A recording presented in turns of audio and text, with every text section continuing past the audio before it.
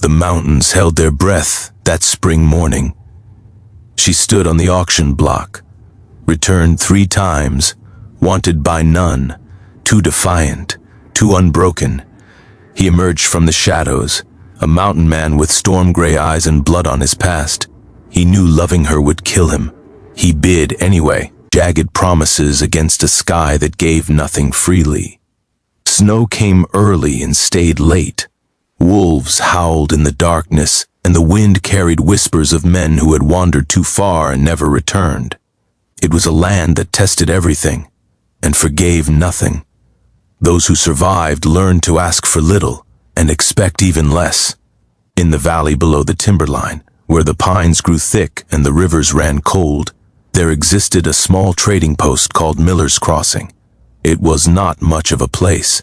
A general store with dusty windows, a blacksmith who drank too much, a church that held services twice a month when the preacher could make the journey, and once every spring, a wagon would come from the east carrying goods and sometimes carrying people who had run out of places to go. This is where the bride auctions happened. They were not proud affairs. Women who had no families or no prospects or no luck would stand on a wooden platform while men bid what little they had. Some called it marriage, others called it survival. No one called it love. In the spring of 1873, a woman stood on that platform for the 4th time in 2 years. Her name was Eliza Dunn, and she was 26 years old. Her hair was the color of dark honey, and her eyes were green like the first leaves of spring. She was not plain, and she was not simple. That was the problem. Every man who had married her had returned her within months. The first said she talked too much. The second said she refused to obey. The third said nothing at all and simply left her at the trading post with a note that read, "She is your problem now." Eliza stood in the morning cold, with her hands folded in front of her and her eyes fixed on the mountains. She had stopped crying after the second return. She had stopped hoping after the third. Now she simply waited to see what kind of man would take her next, and how long it would take him to decide she was not worth keeping. The auctioneer called for bids, but the crowd was thin. Most of the ranchers remembered her. Most of them had heard the stories. A woman who read books, a woman who spoke her mind, a woman who looked men in the eye when they talked to her. In a land where wives were expected to work in silence and bear children without complaint, Eliza was considered defective, broken, wrong. No one bid. The auctioneer lowered his voice and started again. He mentioned her strong hands, her ability to cook, her youth. Still no one raised a hand. The crowd began to murmur, and some of the men laughed quietly among themselves. Eliza felt the heat rise in her cheeks, but she did not look down. She would not give them that. Then a voice came from the back of the crowd. He said he would take her. Everyone turned to look. The man who had spoken stood apart from the others, like he did not belong among them. He was tall, with broad shoulders and hands rough from years of work.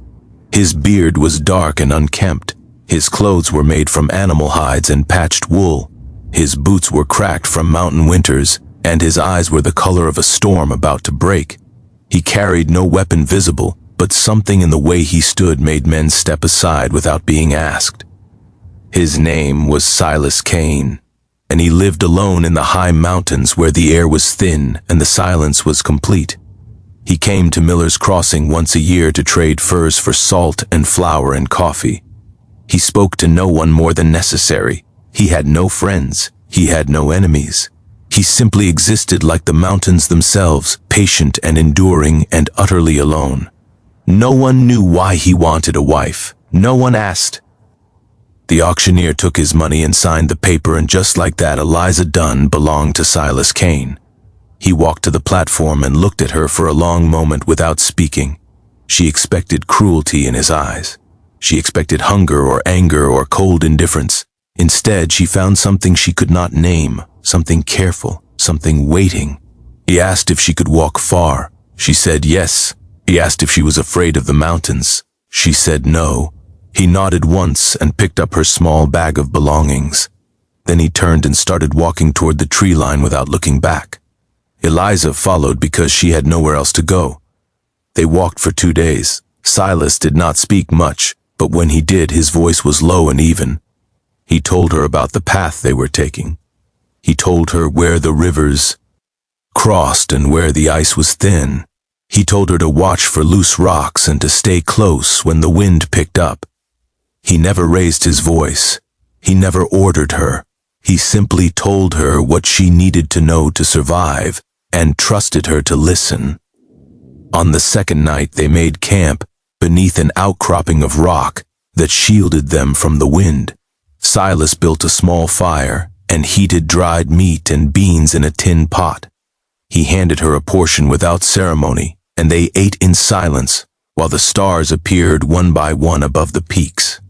When they finished, Eliza looked at him across the fire and asked why he bought her. She asked why he wanted a woman 3 other men had thrown away. Silas stared at the flames for a long time before answering. He said he had seen her 2 years ago when she was first brought to Miller's Crossing. He said he had watched her stand on that platform with her chin up and her eyes steady while men laughed and whispered. He said he saw something in her that day that he had never seen in anyone else, something unbroken. He said he did not come back the next year because he told himself a woman like her did not belong in the mountains. But when he heard she had been returned again and again, he realized that a woman like her did not belong anywhere else. Eliza did not know what to say. No one had ever spoken to her like that. No one had ever looked at her and seen strength where others saw defiance. She felt something shift inside her chest, something that had been locked away for a very long time. She asked what he expected from her. Silas said he expected nothing. He said he was giving her a home if she wanted one. He said she could leave whenever she chose and he would take her back to the valley without question. But if she stayed, she would be his equal, not his property, not his servant, his partner. Eliza looked at the mountains rising dark against the stars, and for the first time in years she felt something that might have been hope. She stayed. The cabin was small but solid. Silas had built it himself over the course of 3 summers using logs he had cut and dragged from the forest below. There was one room with a stone fireplace and a bed built into the wall and a table with 2 chairs. Outside there was a small stable for his mule, and a smokehouse for preserving meat, and a garden plot where nothing much grew except stubborn root vegetables. It was humble. It was quiet. It was the first place Eliza had ever felt safe. The first months were not easy. Eliza had to learn how to survive in the mountains where the rules were different and the consequences for mistakes were absolute. She learned how to set snares and skin rabbits. She learned how to read the sky for weather and the ground for tracks. She learned how to conserve firewood and ration food and melt snow for water when the stream froze solid. Silas taught her everything without impatience. When she made mistakes, he showed her how to correct them. When she succeeded, he nodded with quiet approval that meant more to her than any praise she had ever received. He never touched her without permission. He never raised his voice. He never made her feel small or stupid or unwanted. For the first time in her life, Eliza understood what respect felt like. The love came slowly. It grew the way things grow in the mountains, patient and strong and rooted deep. It began with small gestures, a cup of coffee prepared just the way she liked it, a blanket placed over her shoulders when she fell asleep by the fire, a wildflower left on the table without explanation. Eliza started to notice the way Silas looked at her when he thought she was not watching. She noticed the way his voice softened when he spoke her name. She noticed the way his hands trembled slightly when he helped her with her coat, as if he was afraid to hold her too tight or not tight enough. One evening in the second winter, she asked him if he had ever loved anyone before. Silas was quiet for a long time. Then he told her about a woman he had known when he was young, a woman who had promised to wait for him while he went west to make his fortune. She had married someone else before his first letter reached her. He said he had stopped believing in promises after that. He said he had come to the mountains because he could not bear to live among people who said things they did not mean. Eliza moved closer to him and took his hand in hers. She said she had been lied to her whole life, by her father who said he would protect her, by the men who married her and promised to cherish her, by everyone who told her she would find happiness if she just learned to be quiet and small and obedient. She told Silas he was the first person who had ever told her the truth. That night, they sat together by the fire with their hands intertwined and no words between them. They did not need words. The silence said everything. Spring came and went and summer followed. Eliza grew stronger and more confident. She could now handle a rifle for hunting small game. She could navigate mountain trails without guidance. She could read the weather and predict storms before they arrived. Silas watched her become someone new, someone who finally matched the strength he had seen in her from the beginning. They were happy. It was a quiet happiness built on simple things: coffee at sunrise, work during the day, stories by the fire at night, the sound of each other's breathing in the darkness. It was enough. For both of them, it was more than enough. But the frontier never let happiness last without demanding payment. In the third summer, a group of men came into the mountains. They were not trappers or traders. They were hunters of a different kind. Bounty hunters searching for a man who had escaped from a prison in Kansas 5 years earlier. A man with a scar across his face and a price on his head. A man who had killed a lawman during his escape and had been running ever since. The bounty hunters came to Miller's Crossing asking questions. They learned that a man matching the description lived alone in the high mountains. A man with a dark beard and storm-colored eyes. A man named Silas Kane. Eliza was at the trading post buying supplies when she heard them talking. She felt her blood turn cold. She remembered the scar she had seen on Silas's shoulder. She remembered the nightmares that sometimes woke him gasping. She remembered all the things he had never told her about his past. She did not wait to hear more. She bought what she could carry and started running for the mountain trail. She reached the cabin at sunset and found Silas splitting wood behind the stable. She was breathless and trembling, and the words came out in a rush. She told him about the bounty hunters. She told him they were coming. She told him they knew his name. Silas set down the axe slowly. His face did not change, but something in his eyes went dark and distant. He was quiet for a long moment, and then he asked her if she was afraid of him now. Eliza looked at the man who had given her everything, the man who had treated her with kindness when the world had shown her none, the man who had never once hurt her or lied to her or made her feel like less than she was. She said no. She said she did not care what he had done before. She said the man standing in front of her was the only man she knew. Silas crossed the distance between them and held her face in his rough hands. His eyes were wet with tears he refused to let fall. He said she was the only thing he had ever wanted to keep. He said she was the only thing that had ever made him want to stay. Then he told her the truth. He had been a different man in Kansas, angry, lost, full of rage at a world that had taken everything from him. He had done things he was not proud of. He had hurt people who probably did not deserve it. When they put him in prison, he thought it was what he deserved. But after 3 years behind bars, he could not take it anymore. He escaped. A lawman tried to stop him. There was a fight. The lawman fell and did not get up. Silas had been running ever since. He came to the mountains to disappear. He never expected to find anything worth living for. Then Eliza appeared on that platform with her unbroken spirit and her defiant eyes, and everything changed. He said he would not run anymore. He said he was tired. He said if they were going to take him, then at least he had own what it meant to be loved. Eliza refused to let him give up.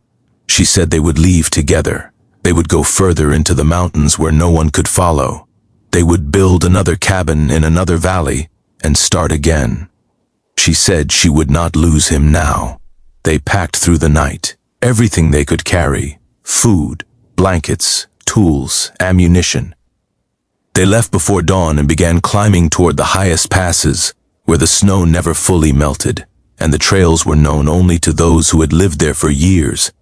For 3 days, they traveled. The air grew thin and the cold grew sharp. They slept in shallow caves and under fallen trees. They ate dried meat and melted snow for water. Eliza's hands cracked and bled from the cold, but she did not complain. Silas walked ahead, breaking trail, and when the path grew too steep, he carried her pack along with his own. On the 4th morning, they reached a valley hidden between 2 peaks. A stream ran through the center, fed by glacial melt. There were trees for building and game trails visible in the underbrush. It was remote and beautiful and utterly untouched. Silas turned to Eliza and said this was where they would stay. This was where they would build their life. This was where they would grow old together. Eliza smiled for the first time in days. She believed him.